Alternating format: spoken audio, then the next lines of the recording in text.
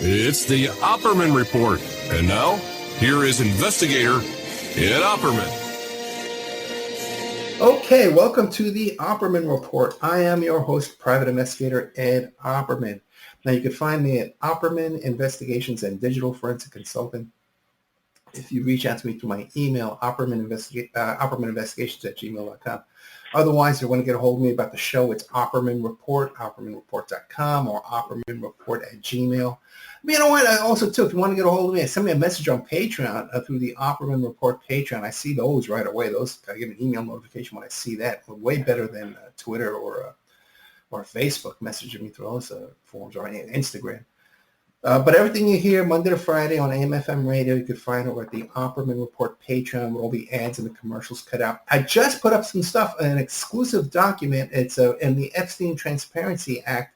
My client, Tom Mayer, 10 years ago, July 4, 2016, made a report to the FBI about the Katie Johnson, his client, Katie Johnson. And so a lot of people, say, well, it's a made-up name. The guy made a report to the FBI 2016, July 4th. And I just put that up. That's exclusive. Nobody has that. Up at the Patreon. It's free. You can get that there for free. Otherwise, every Friday night, 8 p.m. Eastern Standard Time, you got 3 hours of brand new podcast content, 2 hours of podcast interviews, and then 1 hour solo, just going over what's been going on in my life that week. We have today an exciting show. We have John Gagne.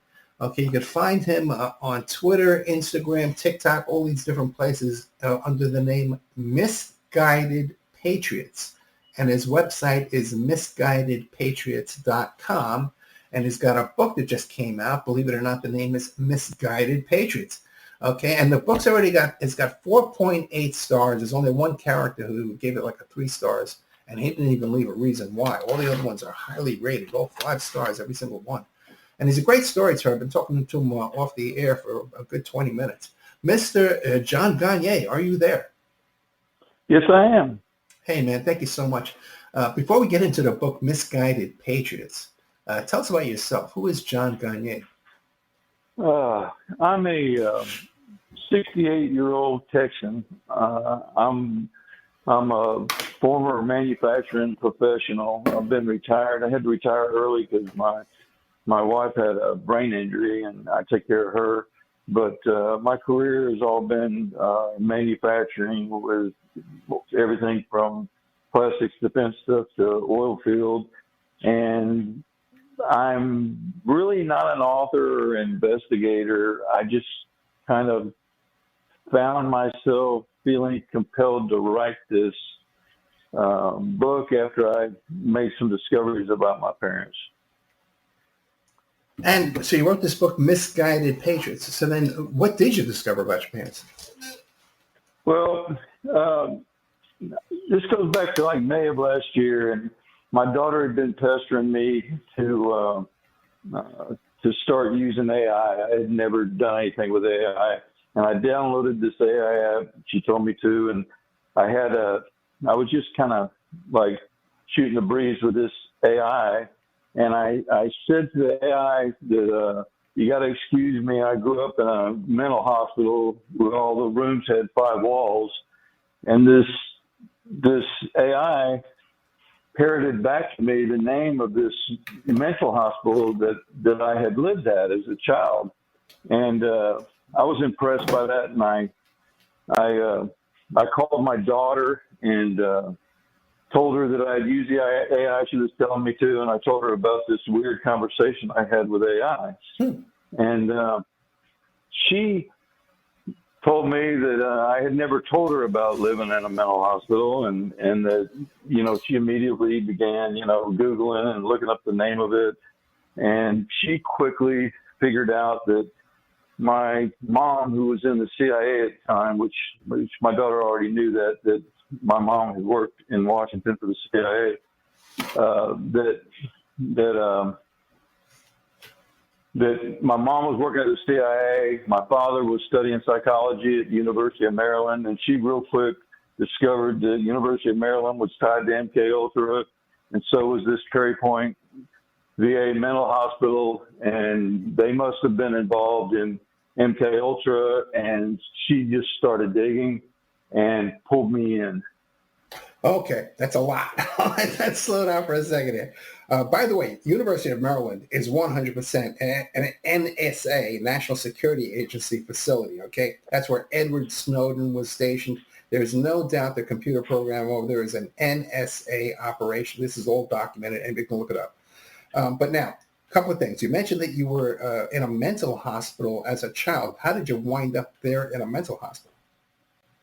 Well, it's a good question. Oddly, my father had been in the Air Force in Baltimore, and he got out in 1954. And when he got out, he started attending the University of Maryland, studying psychology. He got 2 master's degrees and his PhD. And while he was getting his PhD, they actually had him living on the grounds of this Prairie Point VA mental hospital, doing a residency of sorts, I guess, for a psychologist. And they had staff housing this was a giant place. This is like 500 acres. It's a huge place. And they had housing there, and we lived there. Wow. And was this common? Were other students living there as well? I don't know the answer to that. I'm going to assume so, but there are a lot of things that I don't know. Yeah, sure. But so when you say that I was only there for like 6 months when I was really young, but my sister was there longer, and she has some recollections from there. I don't really recall any of it. It's more family. Okay, but John Gagne, when you said that you were living in a mental hospital, it wasn't because you were being treated for mental illness. It was because that's where your dad was working. Yes. That's an important point to make, because I said, hey, I'm talking to this guy for 20 minutes. It doesn't sound like he has any kind of mental issues. Now I find out 10 seconds into the interview, he was raised in a mental hospital. Okay, I hate to make light. Okay, but now the other thing too is you said that you found out that your mom was in CIA. How did you find out, and when did you find out? Well, my mom had always told us that she had been in the CIA. She had told us the story where she had in the mid-1950s moved to Washington, D.C. and took this job in the CIA. And she was a secretary in the CIA.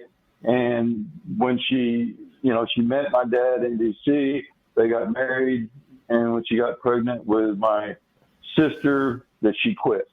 So we grew up knowing that she was at that point at some time connected to the CIA, but she told us it was just for those few years, and we accepted that.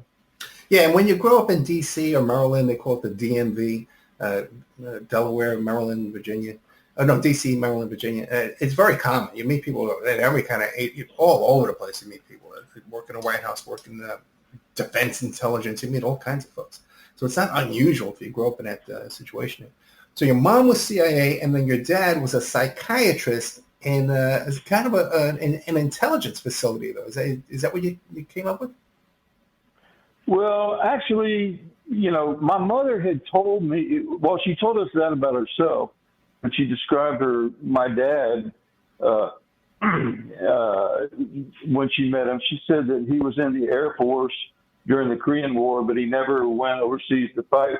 He just played in the band and wrote the newspaper for the base. And once again, I just accepted that and grew up believing that.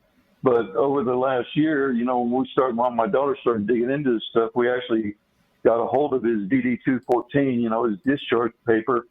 And it clearly says on there that he was at ARDC, Air Force Research and Development Command. And it lists all his skills on there as, Tech 9, Mechanical 9, Electrical 9. I mean, he was a highest rated technical guy at ARDC, which was at that time in Baltimore, it had just started. And, it was doing covert development work of the U-2, the specs, not actually designing the plane, but specking out the U-2. And my mom, it turns out, was not just a secretary at the CIA. She was working in OPC, Office of Policy Coordination, which later became the director of the plans under Dulles, doing all the covert stuff there, which included the U2. So it didn't take us very long at all to figure out how they met. So your dad, though, you told me he was a psychiatric student, but then he's doing specs on the U2? That's what he was doing before. So he moved. He was actually discharged early. It says on his DD-214 that he was discharged at the convenience of the government.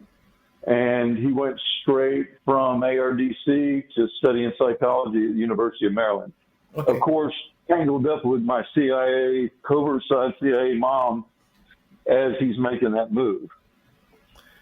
Now, and when you told me that University of Maryland was an MK Ultra facility, I said, well, I never heard that before. What's this guy talking about? But I Googled it while you were talking.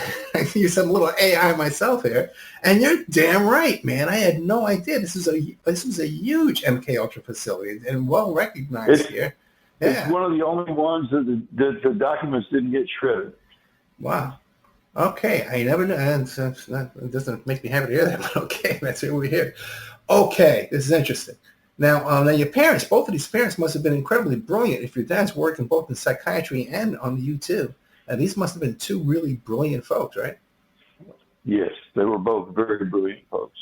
And I think that's a key part of the CIA that I think everybody needs to kind of keep in mind. I don't think they were bumbling dupes, I think they were pretty bright guys. And that is a shame. They do kind of suck up the best and the brightest we have in our nation, and they try and suck them up into these intelligence operations.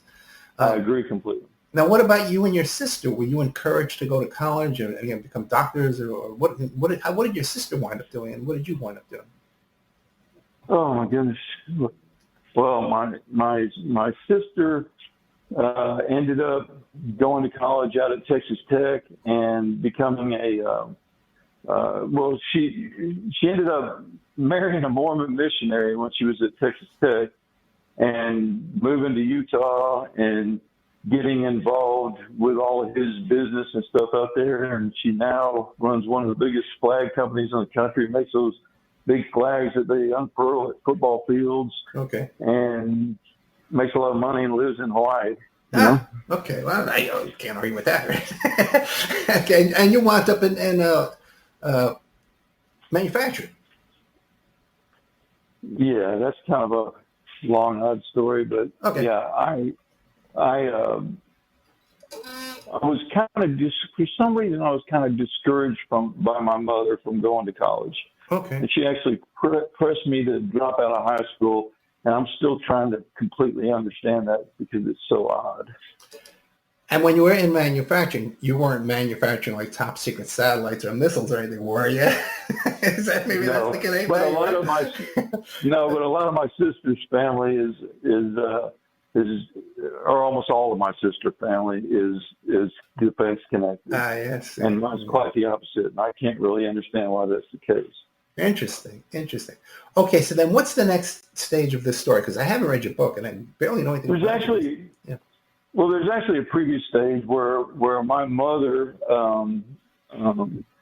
when she goes to college, she goes to this small college, Immaculate College in Pennsylvania, and right outside of Philadelphia. And my daughter, she leaves there and she takes a job at Jefferson Hospital in Philadelphia for this foundation called the Cardoza Foundation. It's a blood research foundation. It still exists today. And at the time that she goes to work there in 1947, it's run by an Army colonel, a guy named Harold Jones, and it's very tied to the military. They developed all the blood storage stuff. He was a World War I guy, and he optimized blood storage for World War II. And, after the war, she goes to work there for him. What we find out later was as a CIA officer, because we found documents that show the CIA. We found in the CIA reading room, we actually found a document describing them recruiting women at that small Philadelphia Catholic girls' college my mother went to, and so it became pretty clear to us that, she went straight from college into this Cardiza Foundation as a CIA new hire in 47 when they were standing up the CIA. What about she's like an original. Yeah, what about your grandparents? And did they have an intelligence background or a military background? Government? Not apparently. My mother's father was an executive with Pennsylvania Railroad. Okay. My father's father, I'm not so sure. He actually was a coroner during Prohibition, working up near in Clinton County, New York, which is kind of reputed to be the most corrupt county in New York. And he was an elected official coroner up there. And I don't know what his connections were, but he may well have had some. Yeah, coroners keep secrets. Let's put it that way. So that would be a key spot. Especially with all the booze smuggling going across there. That too, yeah. What do you think? Okay, so then tell us, what did you find out then about your mother and your father and their work in the CIA? Well,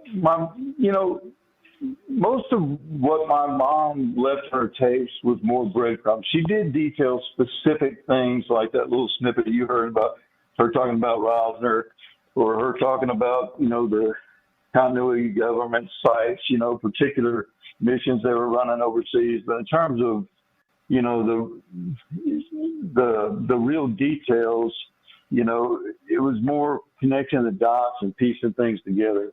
Like when she talks on her tapes, and these 8 hours of tapes, she made 8 hours of tapes for 2 years before she died, and they go chronologically through her whole life.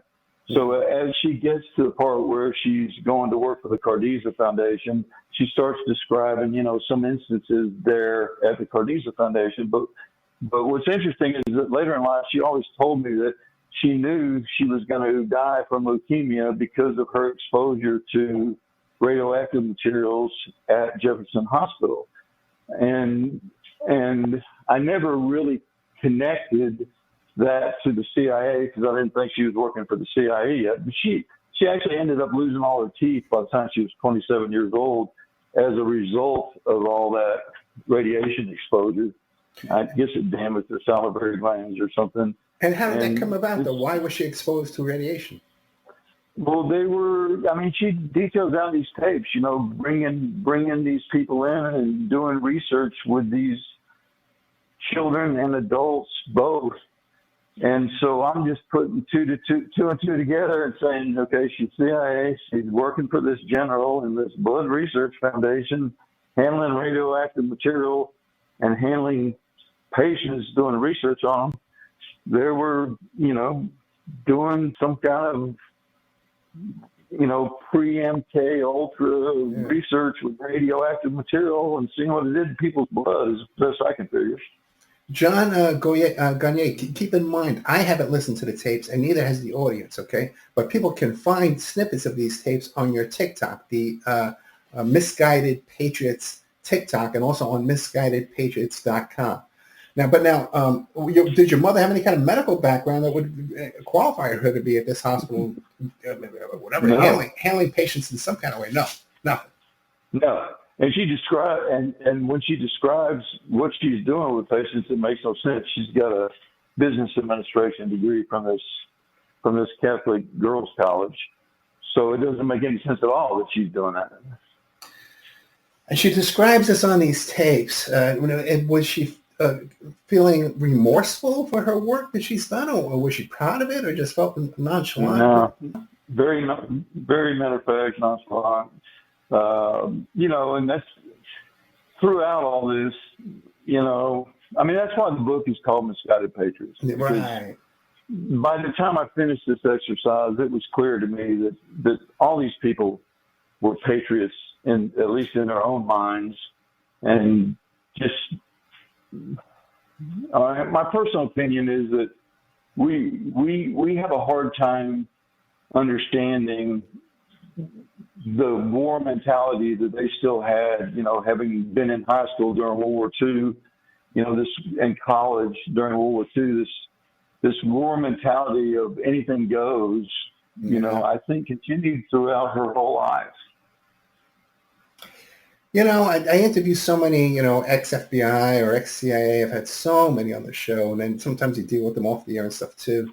And you're right. You can't really blame them too much because they are patriots. They think what they're doing is right. And they're true blue. They think, that, but when you, but they're kind of pretty much wrong in a lot of areas. So yeah, I know. I know. Yes. And it must be even worse So if it's your mom. You think of your mom for everything. Yeah. yeah, it's very interesting. And we know more about my mom because, she didn't die. I mean,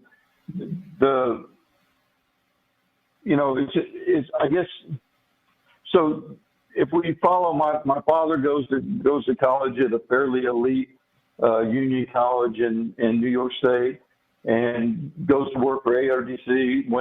Before he goes to ARDC, he actually spends about 6 months at Cape Canaveral, and which is work, and I'm not sure exactly what he's doing. I know what they were doing in 1950 at Cape Canaveral, but I'm not sure exactly what he was doing. What were and they then doing? As soon as they were launching like the B-2 or whatever, those German missiles, they brought all those scientists over and they were starting missiles, and building missiles and testing them. And so he spent 6 months there once he got in the Air Force. And then from there, they created this Air Force Research and Development Command and stood it up with like under 2 dozen people in town in Baltimore in a little strip center in a little secret location. And he went to work there. And my mother, pretty much simultaneous to that, left that job with the Research Foundation and actually went to work in OPC at CIA headquarters in D.C. It was before Langley. Earlier, you said something about how you went down to the CIA reading room and you did research there. That was just yourself, or your sister went with you? What happened? Tell us about that a bit. No, we didn't go.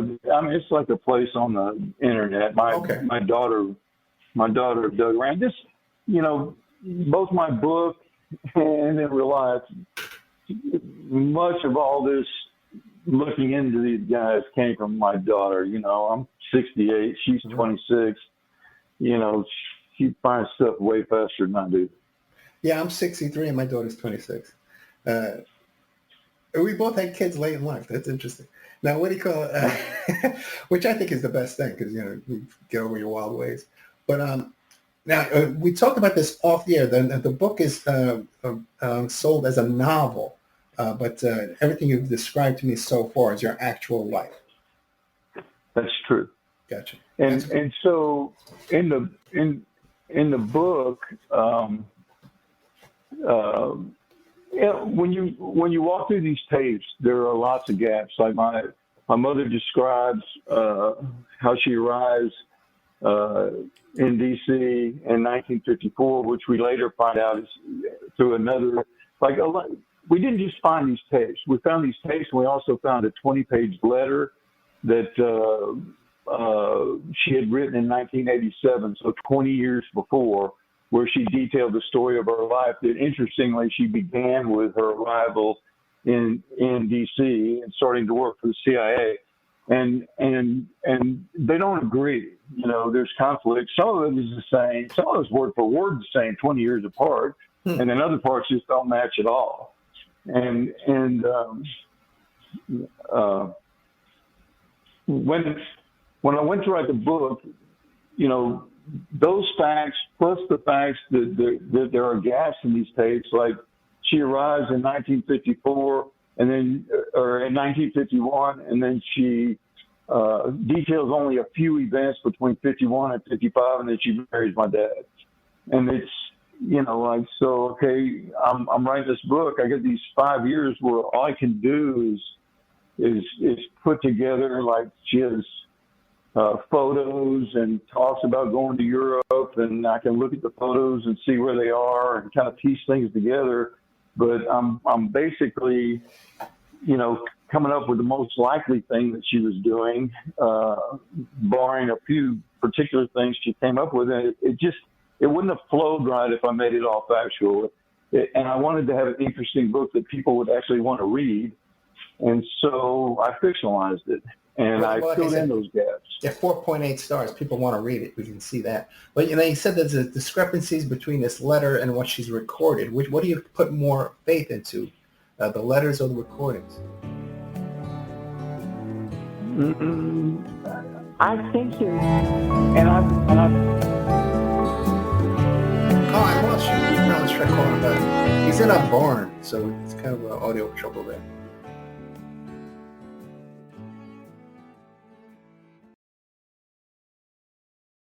We had a little audio issue there, and we didn't hear a bang before the call dropped, so I wasn't too worried. It was just a technical issue and not trying to silence our guest, John Gagne from Misguided Patriots. But, John, when I lost you there, we had been talking about, I was asking you, what did you put more faith into, her written statement or her audio statement? What did you think was more accurate? Well, it just kind of depended. It wasn't just those things that we had. We actually had 4 different things. We had the written statement, we had the audio statement, we had detailed photo albums that have dates and comments next to photos, and then we also had my sister's memory and my own. And so we kind of put all those things together and tried to determine what was most plausible of these mixed up stories. And I'll have to add here that, when I first started listening to these tapes, I took time and went off to just verify. I mean, it started out as, was she ever really in the CIA? I mean, right. I need to go verify that she's just not making all this stuff up. And so I spent some time and looked up particular details that back in those days, there was no internet availability of information to be able to give these details she's given. And I figured out real quickly that she worked for the CIA and that was all legitimate. But for whatever reason, she wasn't telling the truth all the time. I was going to ask you, you think that was intentional, or she was misleading, or was she just, you get mixed up? We're 68, I'm 63, we get mixed up. Well, you forget stuff, There's a couple of things that we would see over and over, and my daughter made a big deal about this. My daughter said, I can tell when she's lying because she stops and backs up and corrects it. It's like you can hear her catch herself and say, oh, this isn't the right story, and she backs up and she starts the story again. And then there are other things where she says the exact same sentence word for word in this letter, or even a paragraph in this letter she did in 1987 to what she says in 2007. 20 years later.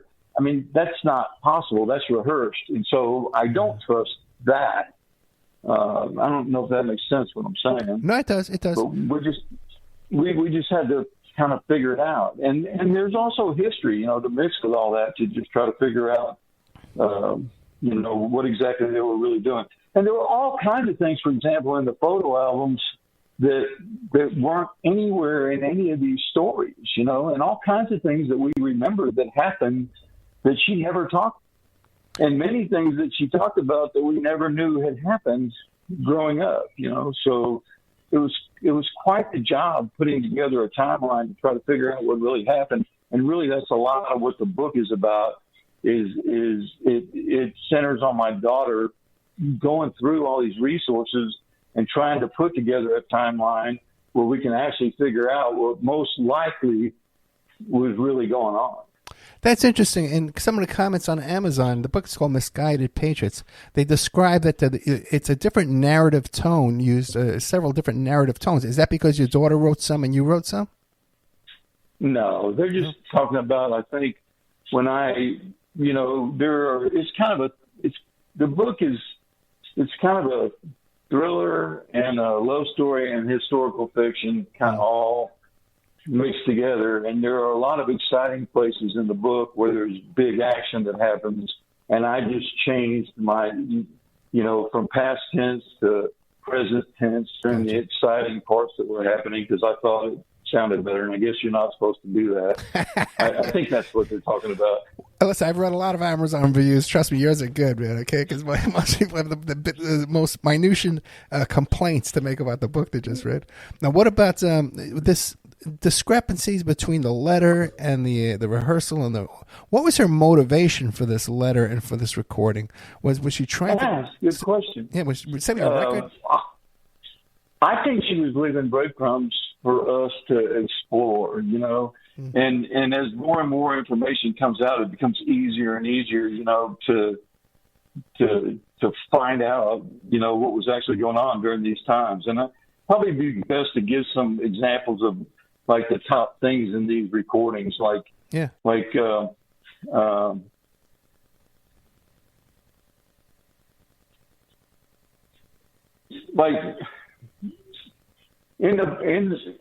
the tapes and stuff, she says that we moved to Austin and had a house constructed. You know, we went. She describes coming to Austin and looking and finding a neighborhood and picking out a lot and having a house built on that lot. But she has herself staying in a motel for 3 days before she moves in. So it's like, okay, well, which is it? Did you have the house built from scratch, or was it already built? And then, of course, we take that question and we start digging into that and go look at all the tax records and stuff, and we can't find any record that they ever owned that house. Really? And some corporation owned it ever since it was built in 1958. And so, you know, we just assumed somebody gave them that house. What was the corporation? Were they listed as officers of the corporation? What was the corporation? No, I don't recall it off the top of my head, but you know, they kept possession of the house until I want to say the 80s, the late 70s or 80s, which my mom had moved out of that house shortly after my father died, in the you know, middle 60s. She had moved out of the house, and you know, she had advertisements, you know, in her box of things after she died. You know, we found the newspaper ads for selling the house with like 80s prices on it. And so I don't know what she was doing. I don't know if maybe the agency owned the house. And well, John, like if I could form a corporation right now and buy a house, you know, especially if I had money from sources, you know, maybe I don't want people to know about. Yeah, but nobody did that. You're talking about 1958. Nobody was doing that. Maybe you're right. You know? Yeah, maybe you're right. But then again, they come out of D.C. They would be familiar with Delaware corporations at the time. They would know how to do, you know, what they would call shelf corporations. They would know how to do that if they came out of intelligence. But anyway, that's a debate for another day. Well, she didn't do the next house like that. The house after my father died, actually, she did have her name. I can't explain it. I don't know. Yeah. But like I said, just odd things like that where things didn't match. Also, a lot to do with my father. You know, where she like growing up. You know, she told me that whole story about him being in the band and writing the base newspaper. But when she made the recordings in 2007. She says in those recordings that he worked at ARDC, he worked at Cape Canaveral, he trained in Denver, he trained in San Antonio, and she goes in deep detail about every single thing that he did that completely contradicts everything she told me growing up. But these recordings were designed for you and your sister. They were. This is what we're leaving to you, not to the world, for you. You know, what really happened is, I'm not sure how familiar you are with the Mormon faith, but you know, they're real into posterity and relatives and all this stuff. And it was really my sister's husband was a Mormon bishop, and it was really something I think that he pushed her into doing. And you got the distinct impression as you listen to these recordings that she was trying to find stuff to say. In a lot of cases, it seemed like, you know, she would jump around, and it would seem like she just ran out of things that she could say for that time frame. It's like it just seemed real clear when you listened to it that she didn't have anything to talk about. so she'd all of a sudden start talking about a boyfriend she had when she was 14. Gotcha. Now what about, now you say that there were some gaps and you went by your sister's memory and your memory and things like that, but what about contemporaneous friends and relatives and coworkers and neighbors even from their life at that time? Were you able to reach out, locate any of those people and talk to them? Yes. Oh, great. What'd you find out? That's good stuff. What'd you find out? Well, and some of this I actually found out after I finished the book, and I'm still looking into. But interestingly, during some of these tapes, my mother talks about how she went with our neighbor that lived 3 houses down. That was her best friend in Austin that had moved in right at the same time that we moved in. And she had taken my mom to Bergstrom Air Force Base and had her have coffee with Lady Bird Johnson and Nellie Conley. That summer of '63, before the assassination, they all sat and had coffee together at Bergstrom Air Force Base. Yeah, and your mom also too talks about meeting with Alan Dulles every Christmas. He would come and see her. Yeah, she obviously knew Dulles well. Yeah, so she and was we in also with had IT, other. yeah. Yeah, we also, and her direct boss was a guy named Ace Rosner, and you can look Ace Rosner up on the internet, and he's a well-known CIA guy, and her entire career, that was her guy she reported to, Ace Rosner, and he's a big Anzio War hero, and one-armed guy. He's a pretty colorful guy. You can look him up. And he had been to our house. He came and visited us in Austin, even after we moved, which is another way that I am certain that she didn't, leave the agency. But when I go back and I look into who these neighbors of ours were, I find out that, the husband is a Air Force colonel, which I actually knew growing up because they were friends of ours. Yeah. Her husband was an Air Force colonel, but when I read her, this lady that took my mom to the Air Force Base, when I would read her obituary, I find out that she was a nurse at the same hospital my mom was at Jefferson when she was working for the Cardiza Foundation. And then she moves at the exact same time as we do and lives 3 houses down. Wow. And then, real quick, when you're talking to all these people, did any of them say to you, "Hey, John, we can't talk about that"? What are you talking about, John? Stay out of this. Yeah, no. Well, the church did, because we had a lot of connections to the Catholic Church, and that is what the church told me. They said, "Go to the diocese or whatever. We won't tell you. We won't talk to you about anything." But most of the individuals I talked to either told me they didn't care, they weren't interested. They didn't believe in conspiracy theory stuff, and I could do whatever I want, use their name. Because I did courtesy calls and said, "Hey, I'm putting your name in my book." Right. And they would, say they didn't want anything to do with it. And some would just go, "Oh, my God, that makes everything make sense. I finally understand, and I'm so excited," and we end up talking for hours about it. What about after the book came out? Has any of them come back to you and verified things, or has said, "Hey, heads up, you got this wrong," anything like that? No, I found some things that I got wrong. Well, so do I every day, yeah. Yeah, but no, but I am communicating with a lot of people, and there's a, I guess just making sure I don't ramble too much, So running up to when we get to Austin in the run up to my father's death, which happened in January of 1964. In that run up, he's a professor at the University of Texas, and my mother goes to great lengths on these audio tapes to explain that he is 1/3 counseling and testing center paid, 1/3 paid to be a professor, and 1/3 paid to be doing experimental psychology. And when I go back and I study this family that moved down the street, the wife, as I said, I found out had been at the same hospital, worked at the same hospital as my mother did at the same time, which my mother, of course, never told me. and I'm sure they knew each other back then. That can't be a coincidence. And then her husband actually ended up being an executive with the Hogg Foundation, who paid for the experimental psychology work that my father did at the University of Texas. And so there's all kinds of linkage through this neighbor. You were asking about neighbors. And then also I had godparents that I didn't really know who they were. My mom just gave me their names and said, you know, your godparents were Gene Doak and Charles Doak.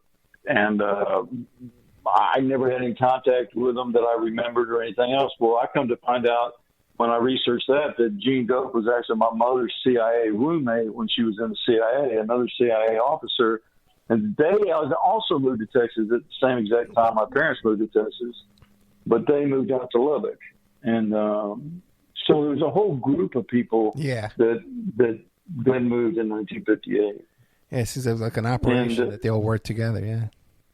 Yeah, and then everything, once they got there, it all became centered around this Catholic church. And my mother developed a real close relationship with the pastor of that church. All of us kids went to that church. All of our friends were from that church. They were all, when I go back and look at them as I was researching the book, they're all Air Force. And when I say they're all Air Force, I mean they're all Air Force, OSS, former Army intelligence. I mean, they're all connected military people. They're parents of all my friends at this little Catholic church, and the pastor of the church is a former air traffic controller that worked North Africa during the war, and then ended up a bunch of years at the Pentagon before becoming suddenly our pastor. And seminary school for this guy? Yeah, he went to seminary. Well, and he went to seminary school. When you go and look at there's actual records of his. I forget what the term is. When they made him a priest. Yeah. But the ceremony actually happened in Rome, which is kind of unusual. Usually that happens in the States, but they actually did it in Rome, and there were 5 guys with him, and 4 of those were named. Yeah, the ordination. And 4 of those were named, and one was, then another one was named as an unnamed Washington native, where they didn't give his name. And of course this pastor. And then when you track those other guys that left, you know, that were ordained at the same time, they became bishops, even archbishops. You know.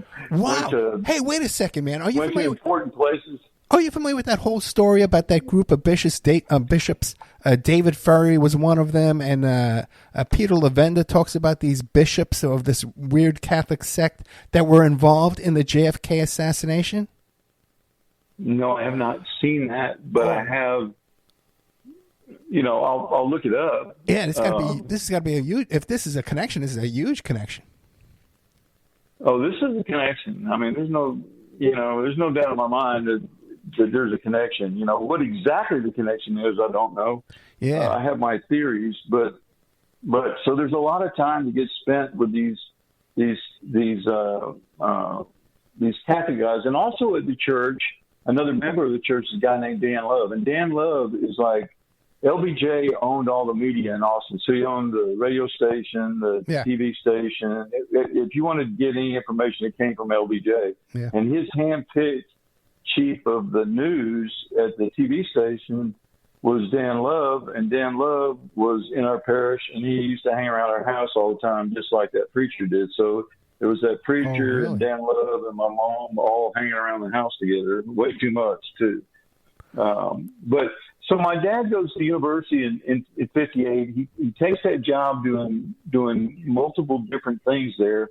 He's actually working with a bunch of guys, and he did his dissertation on this early date, gifted and talented stuff, this talent identification program that they put together. And he actually was integral in designing that in his thesis with a guy named Thomas Magoon at the University of Maryland. And then one of Magoon's friends was actually running the testing and counseling center at the University of Texas. And my father went down and continued that there. And most people think of a counseling center to do with the way you would think of it today, like everybody's got some kind of mental problem and they're getting Xanax. But that's not what the counseling center was back then. It was they would test you, and then they would tell you, hey, you're good at this, so you need to go do this. Oh, wow. You know, so like you'd make a great test pilot, you need to go be a test pilot. Or you want to be an artist? No, you'll never make it as an artist. You need to be a researcher in rocket science, you know. And that was a government funded, who was funding? Yeah, it was. Yeah, it was. I think a 1955 act, the Defense Education Act, that was funding it, and they state in the act, they state that this is a result of Sputnik and the Russians being ahead of us, and we have to identify talent. And that's what these guys were working on there. Wow, yeah, that's news to me too. I've never heard of that either, man. This is great stuff. You can look it up. We gotta have you come back a few times, bro. This is really good stuff. You know, one of the things, because we're starting to run out of time, one of the things you wanted to talk about was the JFK assassination. Yeah, well, so one of these, you asked about, did I talk to anybody afterwards, you know, there was a guy that was from my school. His name's Paul Ramsey, and his father was the sports information director at the University of Texas in Austin, and good friends with Coach Joe Oil. And when I talked to my friend about the book was already finished, and I had already sent it to be published, you know, or edited. And he told me that he had been told a story by his father that Darrell Royal, who was best friends with LBJ in his later years, that LBJ told Darrell Royal near LBJ's death that he had been summoned to Fort Clark, Texas. You probably don't know where that is, but you can find out. He had been summoned to Fort Clark, where whoever they is, informed him that they were going to kill Kennedy. This was in the summer of '63, I think, in the fall, actually, after school had started. So like September of '63, right before the assassination, they had summoned him out to Fort Clark, and he was told that he was either going to go along with it or he was going to meet the same fate as JFK. That's the story this friend of mine told him when I told him about the book. And he said he had never told anybody else about it, and I had never heard that story before. And so I went back. It rang a bell with me, and we went back and looked through my parents' photo albums, and lo and behold, but in September of 1963, my parents were in Fort Clark, Texas, and I have photos of that and little notes next to it that says, you know, went to vacation without the kids at Fort Clark, and we were toddlers, you know, we were little.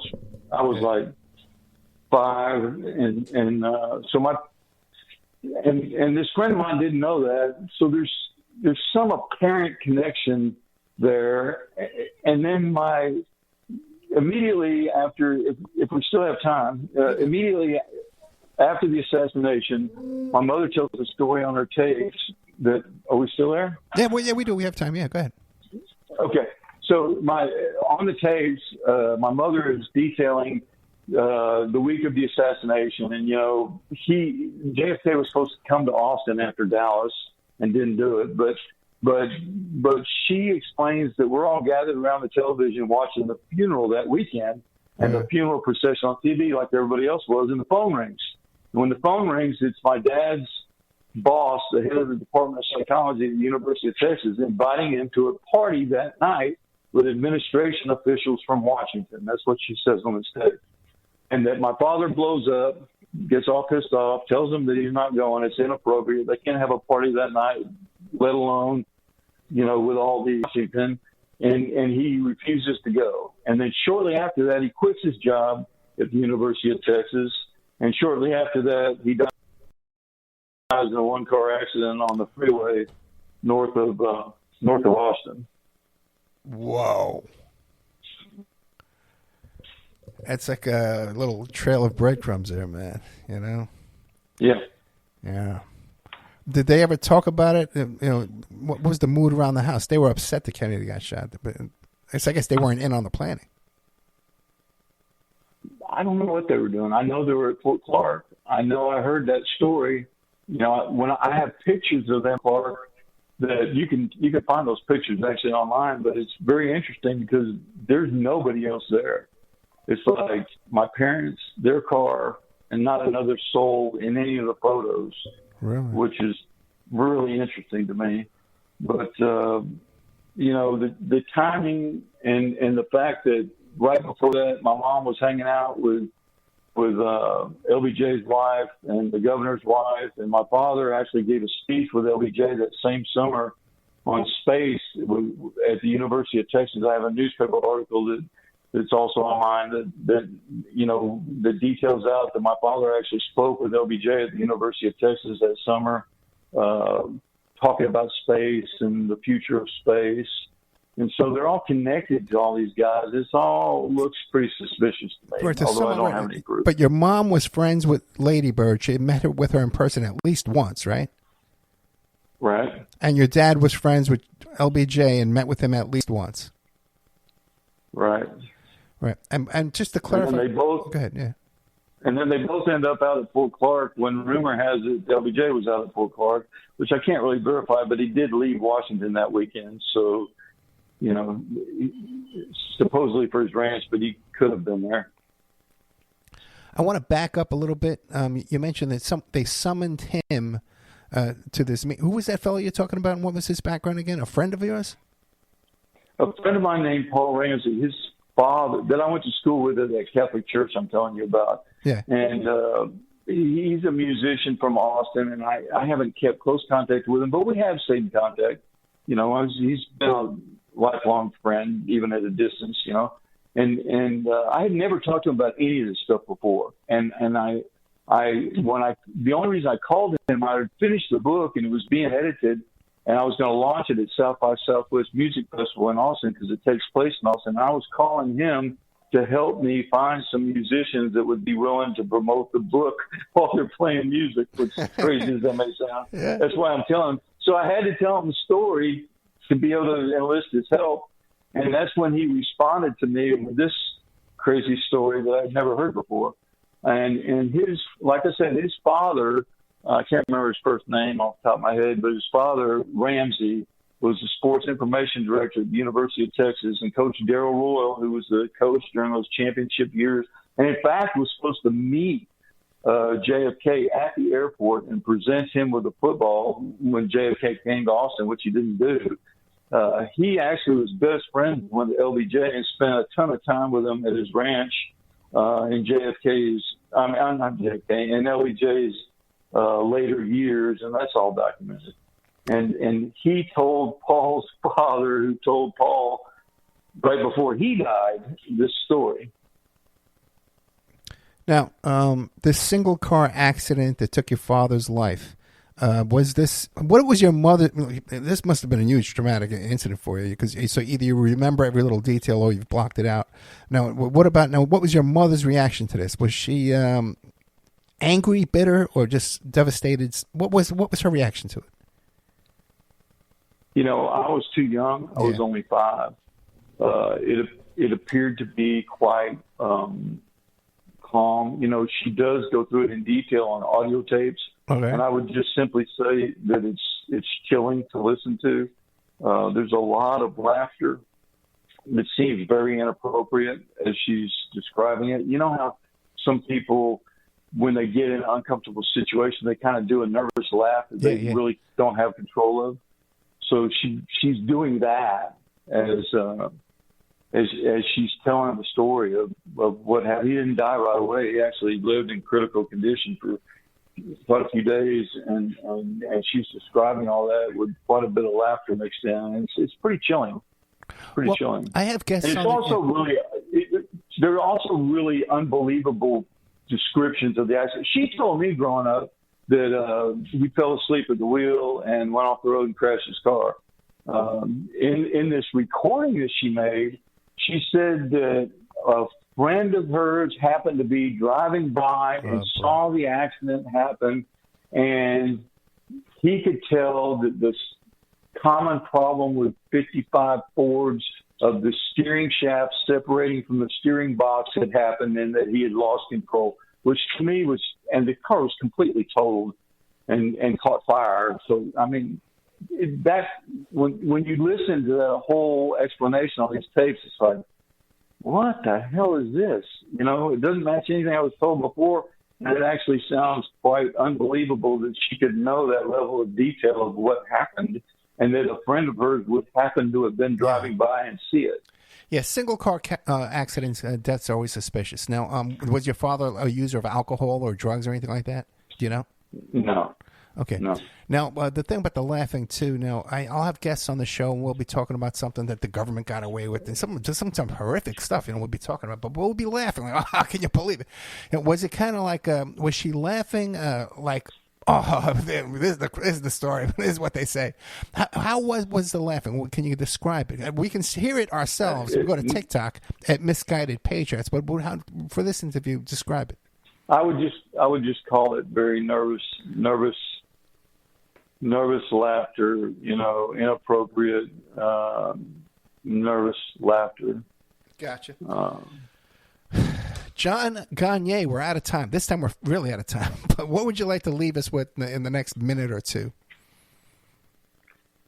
Just probably that I'm still discovering stuff about my parents, and I do have all those social media accounts, and I'm promoting the book on the social media accounts.